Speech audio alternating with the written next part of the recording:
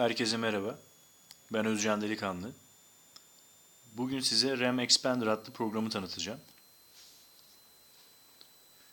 RAM Expander, Android cihazlarınızın RAM miktarını swap yaparak arttıran bir program. Play Store'daki fiyatı 30 lira. Bu programı kullanabilmek için öncelikle cihazınızın root yetkisinin verilmiş olması lazım. Aynı zamanda SuperSU uygulamasının yüklü olması lazım. Program ne işe yarıyor derseniz, bu program eski Android tablet ya da telefonlarınızın RAM miktarını arttırmayı sağlıyor. Bunu yapabilmek için bu programın yanı sıra en az Class 10 hafıza kartınızın olması gerekiyor. Uygun fiyatlı bir şey almak istiyorsanız, kapasitesi düşük, en azından 16 GB bir kapasiteye sahip ama hızı yüksek olan, Class 10 olan bir hafıza kartını tercih etmeniz lazım. Ben SanDisk Ultra model tercih ettim. Şimdi size programı göstereyim. Öncelikle tabletimi göstereyim. Ben şu an bir tablette bu programı kullanacağım. Tabletim Asus'un TF300T modeli. Bu tableti 7 yıl önce aldım. Yani yaklaşık 7,5-8 yaşında bir tablet bu aslında. Model olarak. Ben içerisine bir custom ROM yükledim. Çünkü stok ROM'u Android 4 destekli. Ben Android 7.1.2 destekli, yani Nougat destekli bir custom ROM yükledim. Tabi yine de artık cihaz aşırı derecede eski olduğu için donanımı çok düşük. Günümüz programlarına pek adapte değil. Cihazda 1 GB bir RAM bulunuyor. Ama bir takım işleri yapmam da tabi olanak sağlamıyor bu düşük donanım haliyle. Şimdi programı Play Store'dan göstereyim. ROESoft RAM Expander programımızın adı bu. Bu program Play Store'daki fiyatı 30 lira. Bu programla beraber aşağıda göstereceğim diğer bir programı da kurmanız gerekiyor. Aynı yazılım şirketine ait olan Memory Info and Swap File Check. Şu an burada bir uyarı var. Bu uygulama cihazınız için optimize edilemiyor diyor ama bu uygulamayı dikkate almayın. Çalışıyor. Bu her iki uygulamayı da yükledikten sonra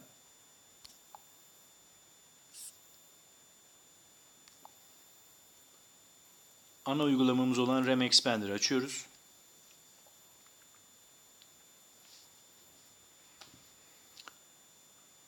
Kök erişimine izin veriyoruz.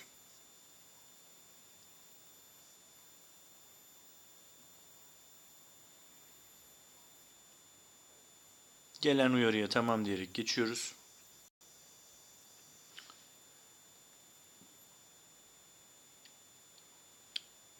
Program bu şekilde açılıyor. Burada gördüğünüz gibi sağ tarafta Notify ikon denilen bir yer var. Bu şu an mavi yanıyor gördüğünüz gibi. Kapatıp açtım tekrar. Bu programımız aktif haldeyken sol üst tarafta ikonunun görünmesini sağlıyor. Yukarıdaki at oranı da devreye geçiriyorum. Ya da biraz sonra işlem yaptıktan sonra bu otomatik olarak açılacaktır. Bu da arkadaşlar RAM miktarımızı arttırdıktan sonra programda cihazı her kapattığımızda bu uyguladığımız işlem silinmesin ve açıldığında tekrar ön ayarlarımızla beraber geri gelsin diye. Şimdi programda siz kendi başınıza hiçbir şey yapmanıza gerek yok aslında. Programın sağ alt tarafta gördüğünüz gibi Optimal Values yazan bir buton var. Ben bu butona bastığımda yazılım Benim cihazımın içerisinde depolama alanlarını gösterecek ve RAM'i hangi bellekten uygulamak istediğimi bana soracak. Ben 64 GB'lık bir hafıza kartı kullanıyorum. O yüzden bu 64 GB'lık olan, yani şu 59.45 GB gösteren diskimi seçeceğim. Çünkü bu SanDisk Ultra Class 10 bir hafıza kartı. Yani hızlı bir hafıza kartı. Bunu seçeceğim. Gelen yazıya onay veriyorum.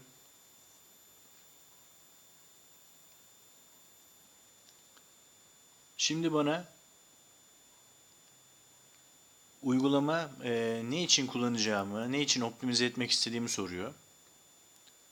Multitasking, yani çok sayfalı işlemler için mi optimize edilsin, yoksa balanced, yani dengeli bir işlem için mi optimize edilsin? Gamers oyun için, net gamers internet üzerinden oyun için. Ben cihazımda daha çok multitasking uygulamalar kullandığım için bu yöntemi seçeceğim. Size de tavsiyem gamers ya da net gamers'ı seçmeyin. Çok eski bir cihazınız varsa eğer. Cihazınız eğer daha iyiyse, en azından 2 GB bir RAM'e sahip bir cihazınız varsa, o zaman bunları tercih edebilirsiniz. Ama ben çok eski 7-8 yaşında bir cihazda bu işlemi yaptığım için multitasking seçeceğim. Tamam diyerek onay veriyorum.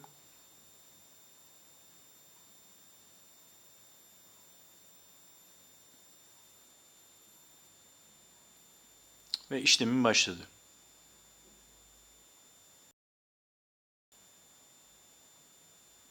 Uygulama bana optimizasyon için 2.9 GB'lık bir alan öngördü.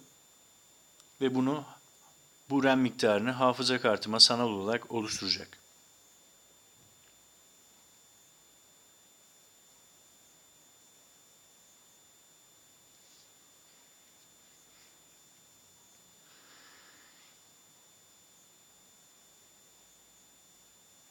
Bu işlem seçtiğiniz RAM miktarıyla doğru orantılı olarak uzun sürecektir ya da kısa sürecektir. Cihaz kendisi bana 2.9 GB öngördüğü için bu işlem tabi biraz daha uzun sürecek.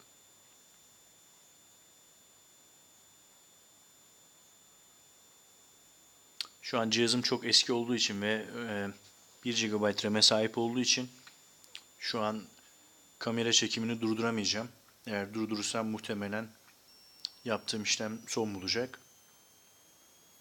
O yüzden sizleri de bekletmek zorunda kalacağım.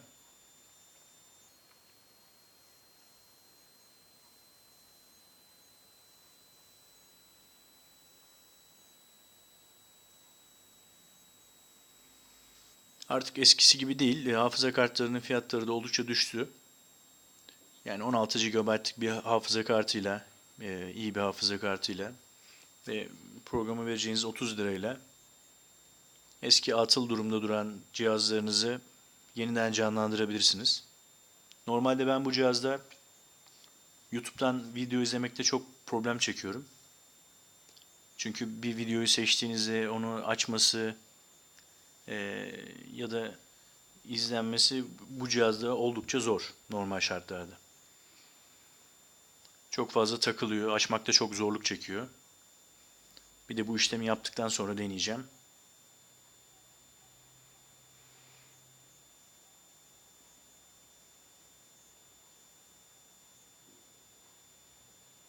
Söylediğim gibi size önerim, düşük bütçeli bir optimizasyon istiyorsanız kapasitesi düşük olan ama hızı iyi olan bir hafıza kartını tercih edin. En azından 16 GB'lık Class 10 ve üstü bir hafıza kartı tercih edin.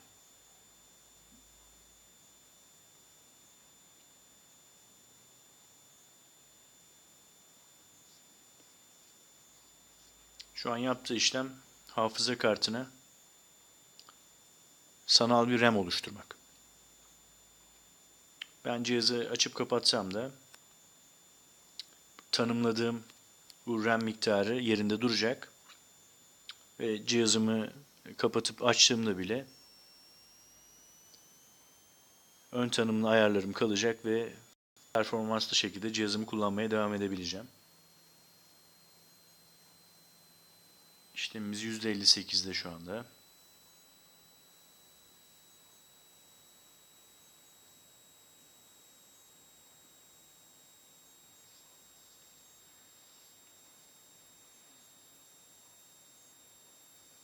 Bu arada sol alt taraftan cihazıma ait RAM miktarını görebilirsiniz. Cihazımda normalde 1 GB'lık bir RAM var. Bunun görünen miktarı 970.38. 369 MB'ı da kullanılıyormuş. Pardon, daha doğrusu 369 MB'lık bir boş alanım varmış sadece. Tabi bu kadar küçük bir ön bellek herhangi bir işlem yapmaya çalıştığınızda hemen dolarak cihazın kasılmasına sebep oluyor. Şimdi biz yaptığımız bu işlemle bu RAM miktarını arttıracağız. Yani yaklaşık 4 GB'lık bir RAM'e sahip olacağım bu işlemden sonra. Çünkü cihaz benim uygulama benim cihazım için 2.9 GB daha RAM miktarının artırılmasını öngördü. 1 GB'da kendi RAM'im var. 4 GB'lık bir RAM'e sahip olacağım.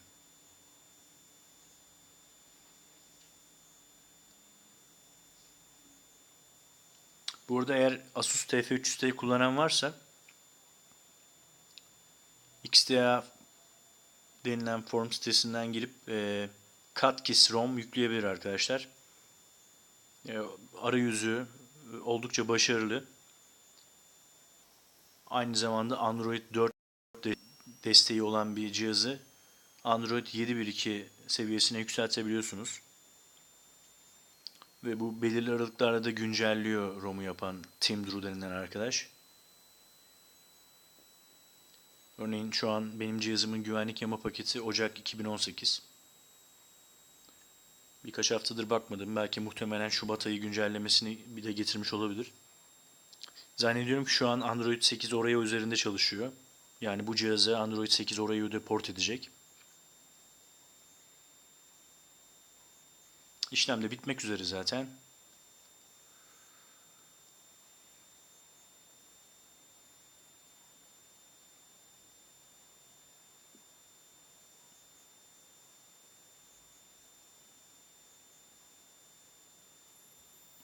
Evet, işlem bitti. Gördüğünüz gibi şu an hafıza kartımın cihazdaki okuma hızını da tespit etti. 12 MB saniye.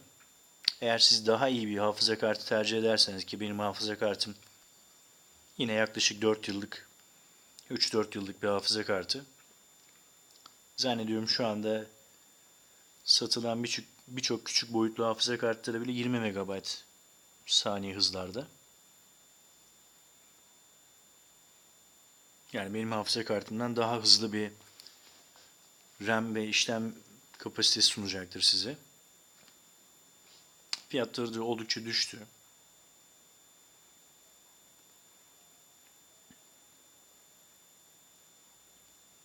Şimdi kendisinin ekranı kapatmasını bekliyorum. Yani işlemi yaptıktan sonra şu küçük gördüğünüz pencereyi kapatacak, hızı ölçtüğü pencereyi, Create Swipe denilen.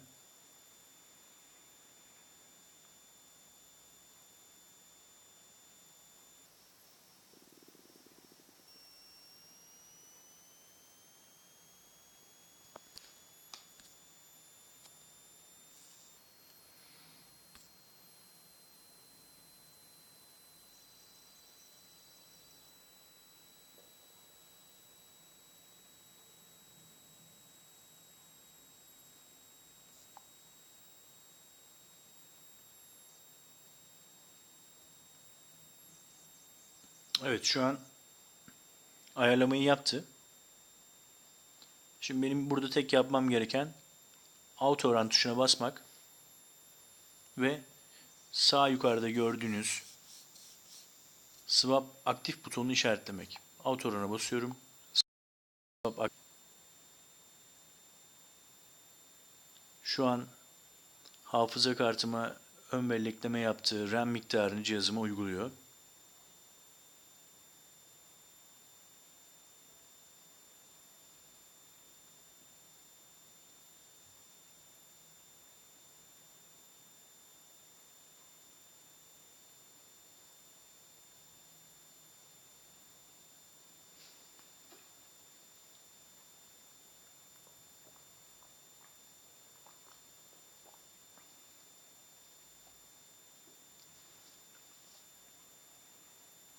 Cihazım gerçekten çok yavaş.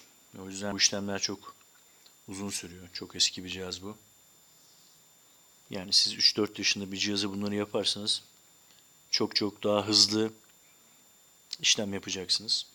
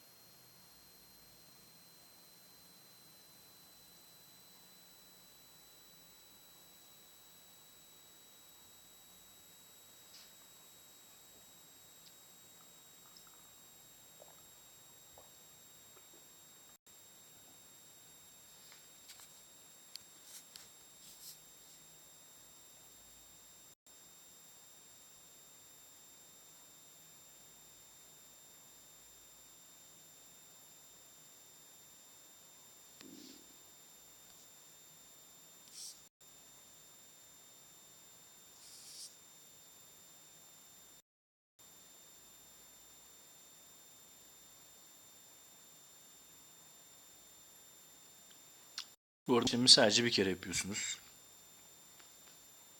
Yani ne kadar uzun sürse de sadece bir kere yapmanız yeterli olacak. Bu işlemleri uyguladıktan sonra cihazınızın performansının ne kadar arttığını göreceksiniz.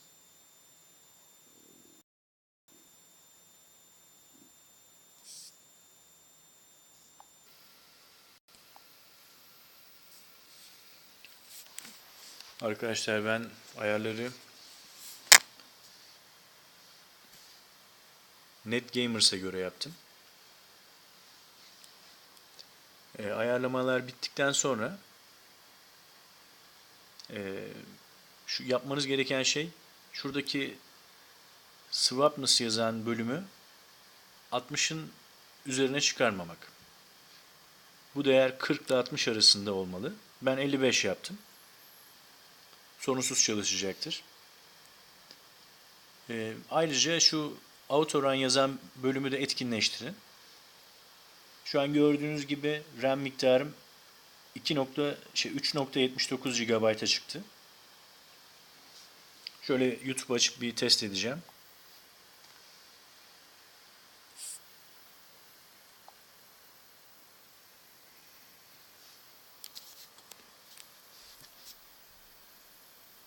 Cihazım normalde oldukça yavaş bir cihaz. Şu anda gerçekten çok akıcı. Bu benim sayfam. Gördüğünüz gibi hızlıca netleştirdi hemen görüntüyü. Geri sarıyorum.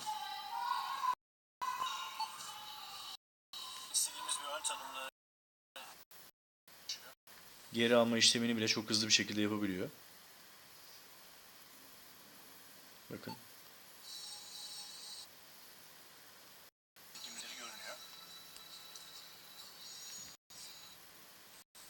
Herkese tekrar merhabalar arkadaşlar. İleri atlıyorum. Başka videoya geçeceğim. Merhaba arkadaşlar.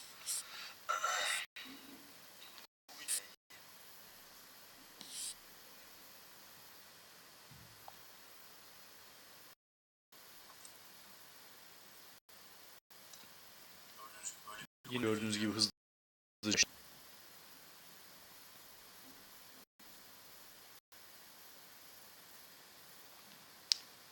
Şimdilik göstereceklerim bu kadar. Eğer kafanıza takılan bir şey olursa ya da yapamazsanız Bakarak satın aldım. benimle iletişime geçebilirsiniz.